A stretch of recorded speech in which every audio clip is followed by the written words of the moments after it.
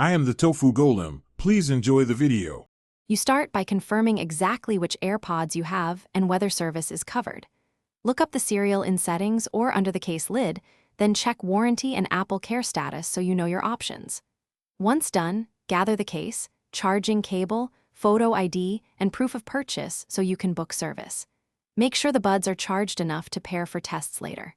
This front-loading saves time and prevents delays when you request battery service. Next, request official Apple battery service, because the only reliable long-term solution is through Apple or an authorized provider. Start a support case online or book an in-store appointment.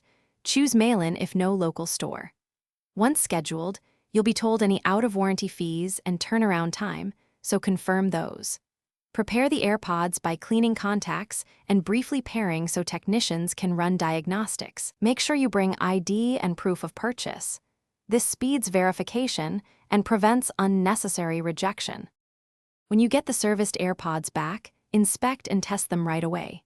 Pair them and check battery behavior, left/right balance, and expected charge levels. Confirm the serial matches service paperwork. If anything's off, reset the AirPods and repair so you see current firmware and behavior.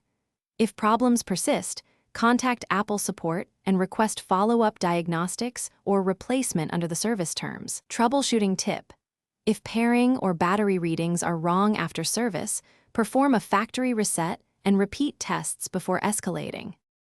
Thanks for watching. Consider subscribing if we helped you today.